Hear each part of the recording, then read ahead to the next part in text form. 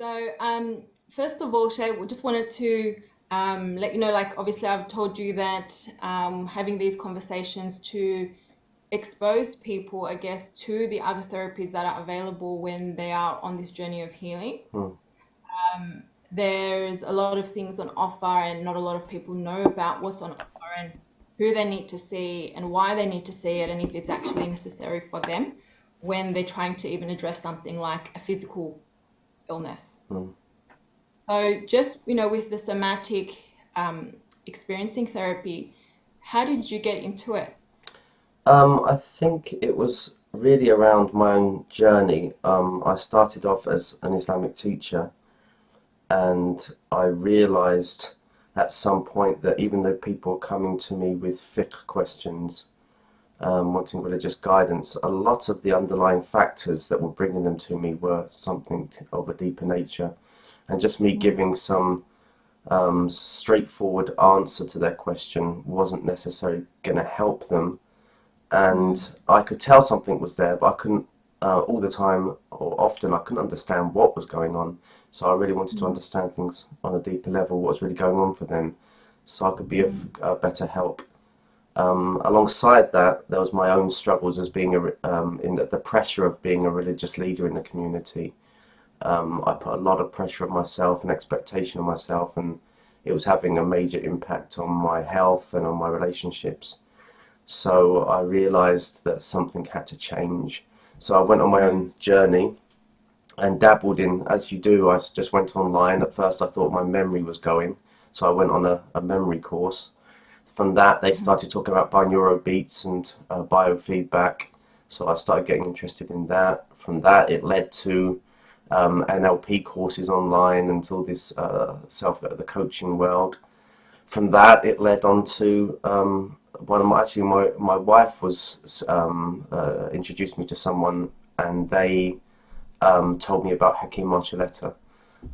okay. I was familiar with Hakeem Archuleta before, but I Yeah. hadn't really read much. And she introduced me to the book Waking the Tiger. So I looked at that, reached out to Hakeem, and I studied with him online for about a year. And then I realised that I'm going to have to get some accreditation. So I went on the training here in the UK, the somatic experiencing through SOSI, they're called. Mm, And then I realised after that that this is really an adjunct to therapy, and I need some foundational training. So hence mm. why now I'm on a diploma doing a course in counselling and psychotherapy in the UK. Oh, subhanAllah, it's been quite a journey, but It it's has. interesting. Yeah, it's interesting that you say it started off with you being a religious leader and, seeing in the society that there was, or in the community, there was a deeper rooted issue or issues that needed to be addressed, Mm. and not necessarily just big questions. And I think that's the important thing about when you are working with community or society, you start to see the issues that people are facing and the need that is there. Mm. So, also, you're teaching at Cambridge. No, no, no. I've taught for a few organisations. I've Yeah. worked with Cambridge Muslim College in the past, and I've studied with them as well, because they have a Islamic psychology course that was being run by Dr. Abdullah Othman Hmm.